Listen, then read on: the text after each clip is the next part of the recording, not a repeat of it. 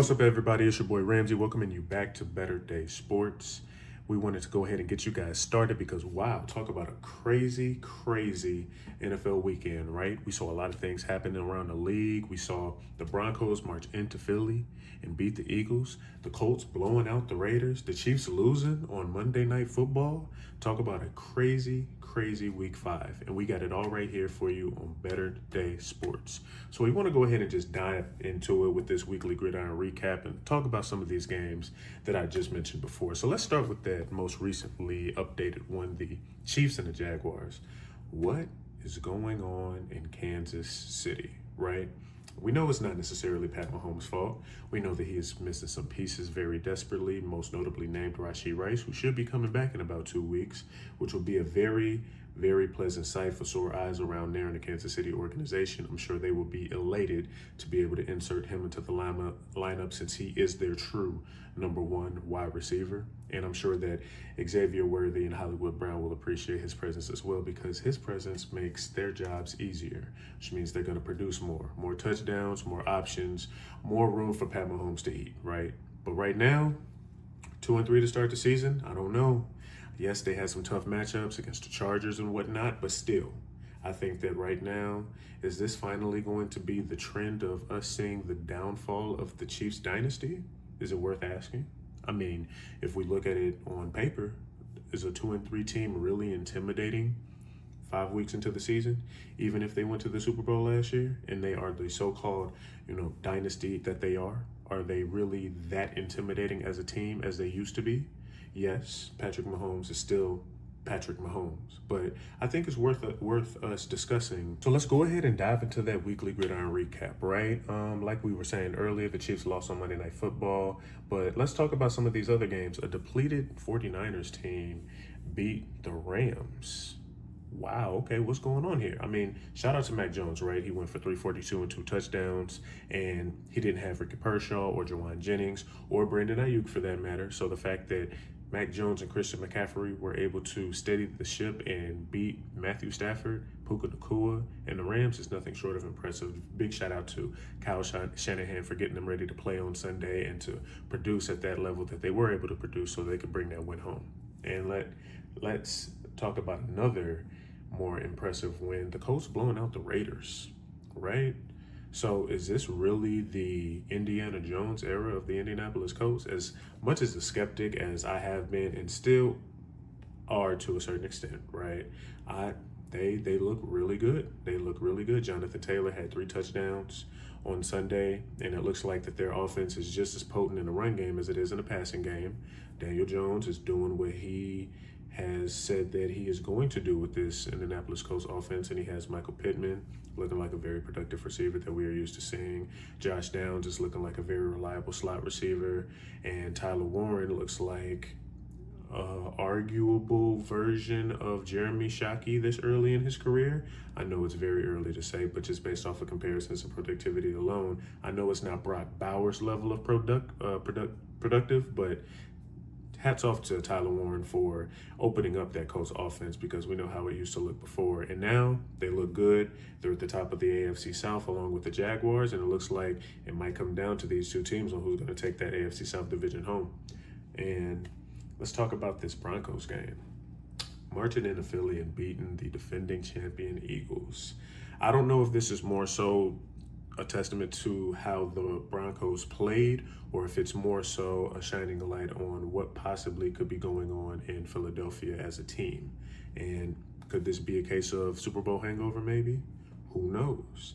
We've been hearing rumors that A.J. Brown is not happy. We've been hearing murmurs that the tush push, as we all know, should be banned. Maybe the outside noise is starting to get to this team a little bit, because even what their bread and butter is, running the ball, has been an issue. And this is Saquon Barkley in the backfield. You have Jalen Hurts. You have options in the run game. You have options in the passing game. It should not be as difficult as they are making it out to seem to continue the continuity that they have as a championship winning team. But I don't know, maybe the blood and the water is boiling in Philly, and we're going to have to find out in a couple of weeks if they're going to be able to right the ship and let us be reminded on why they are the defending champions of the league. Moving on, Cam Ward got his first win of his career in Arizona against the Cardinals. And I know he's a rookie quarterback, but I think this is more so just a testament to what the Cardinals was not able to do and not necessarily what Cam Ward was able to do. And that's no knock to him, but he didn't score a touchdown. He also did not throw an interception. So there's a lot of empty passes in there, but there are completions. I think that it's just more growth as a quarterback, that he is just learning how to manage the game at a better level to allow the NFL game to slow down for him. So big shout out to Cam Ward for his first win in Arizona, and this could be a turning tide for the Titans to get things together. Who knows? You always have to be optimistic to a certain point, right?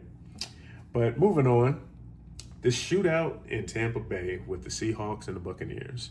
There's a couple of points in this game that I want to discuss. First and foremost, the quarterback play for both teams and the wide receiver play for both teams were amazing.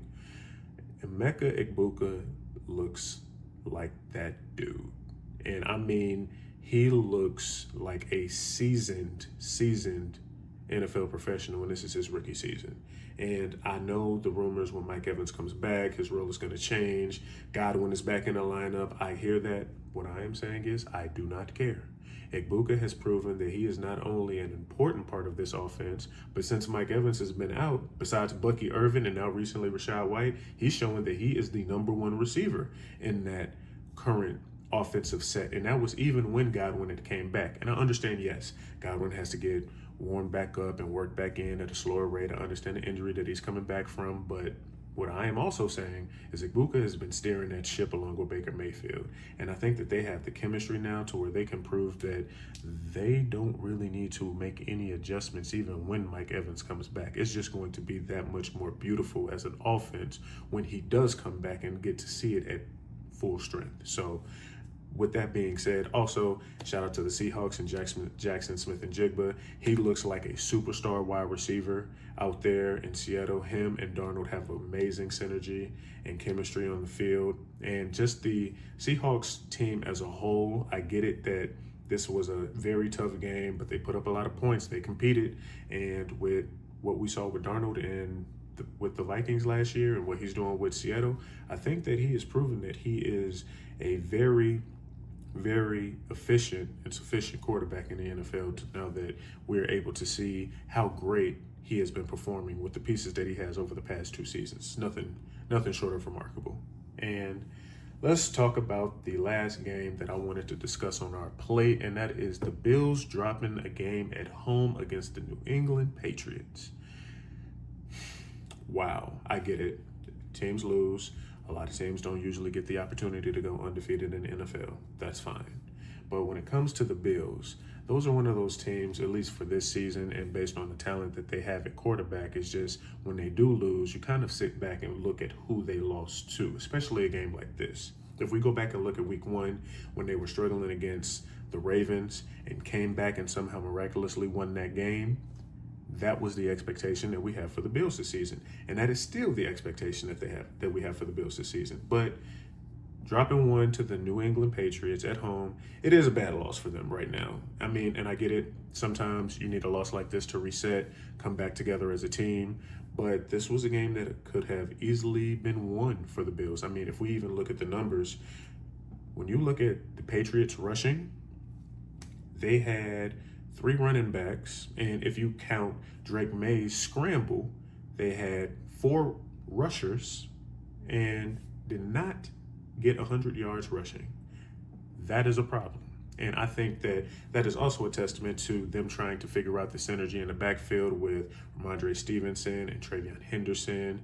I think that this might now be the time for them, while their offense is growing, to incorporate Travion Henderson a lot more in their offense.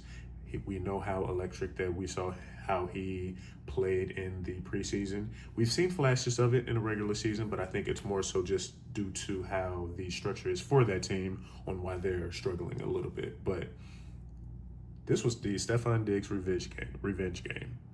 I mean, over 140 yards receiving. He was ironically complaining about the ball, not getting the ball thrown his way last week. He was promised more targets, and boy, the Drake may deliver. Yes, it seemed like he figured out that Stephon Diggs will be his number one target moving on. And as long as they have that understanding, I think that this offense will do nothing but improve out there in New England. So the sky is definitely bright out there in Boston, and they should be very excited and content, but also focused for next week and the rest of the season. But this is a very monumental win for the Patriots, definitely.